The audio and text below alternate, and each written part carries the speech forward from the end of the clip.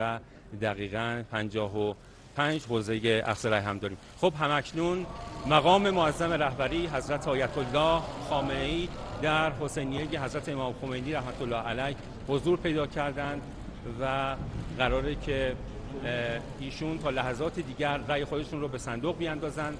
همکنون مقام معظم رهبری حضرت آیت الله خامنه‌ای شناسنامه خودشون رو به ماموران اجرای انتخابات ارائه کردند و قرار هستش که بعد از اجرای مراحل قانونی تا لحظات دیگر مقام معظم رهبری حضرت آیت الله خامنه‌ای رأی خودشون رو به صندوق‌ها بیاندازند.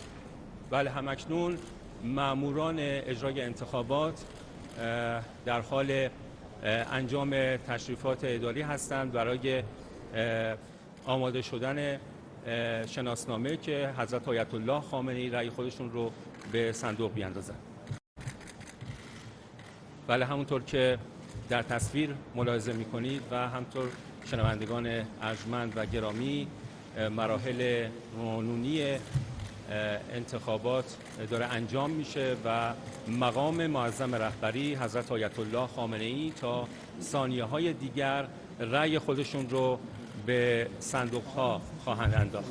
خب همکنون مقام معظم رهبری حضرت آیت الله خامنه‌ای دارن آماده میشن که رأی خودشون رو به صندوق بیاندازن. خب همونطور که در تصویر مشاهده می‌فرمایید و همونطور که خدمت شنوندگان ارجمند گزارش می‌کنم، مراحل قانونی انجام شده و حضرت آیت الله خامنه‌ای آماده میشن برای انداختن رأی خودشون در صندوق‌های رأی.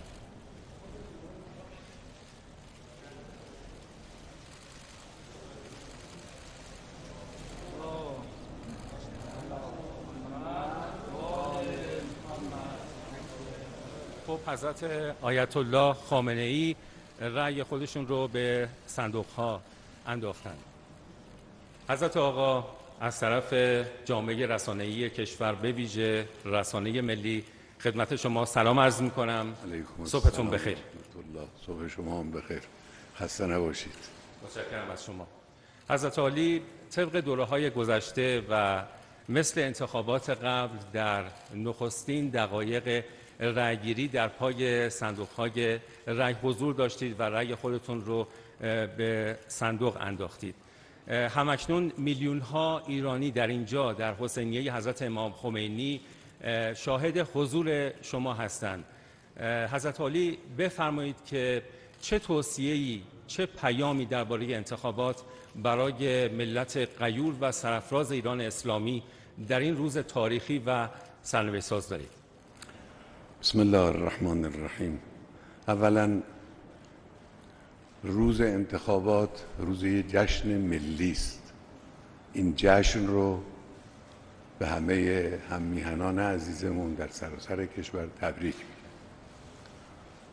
ثانیاً روز احقاق حق مدنی ملت که میخوان بیان رأی بدن و شرکت خودشون در اداره امور کشور رو که حق اونهاست اون رو به دست بیارن. ثالثاً یه تکلیف شرعی است که اینها رو ما قبلا هم عرض کردیم و حقیقت این است که انتخابات متضمن منافع ملی کشور. هر کسی که به منافع ملی کشور علاقه‌منده در انتخابات شرکت میکنه. توصیه من اینه که اولا همه با همت حرکت کنن و بیان به اشخاص مورد نظر خودشون که به اون رسیدند رأی بدن و این کار رو هرچه زودتر انجام بدن. این توصیه همیشگی ماست، یعنی نگذارن آخر شب و آخر وقت. همین اول وقت، اول روز، نیمه اول روز بیان رأی بدن و متراکم نشه جمعیت در پایان روز. و بعد هم در هر شهری به تعداد نامزدهای اون شهر رأی بدن. مثلا در تهران به 30 نفر رأی بدن، واقعا اسم 30 نفر رو بنویسن. این خیلی کمک میکنه به اینکه انشالله مجلس قوی باشه. از خداوند متعال میخواهیم که به ملت ایران توفیق بده، خیر بده و رحمت و برکت خودش رو بر این ملت انشالله نازل کنه و این انتخابات رو هم مایه خیر و برکت برای این کشور قرار بده. از شما دوستان رسانه‌ای هم تشکر میکنیم که زحمت کشیدید و بازم زحمت خواهید کشید. و السلام علیکم و رحمت الله و برکاته. حضرت آقا از شما سپاسگزارم و متشکرم. حضرت آقا از شما سپاسگزارم و متشکرم. شكرا جزيلا لكم.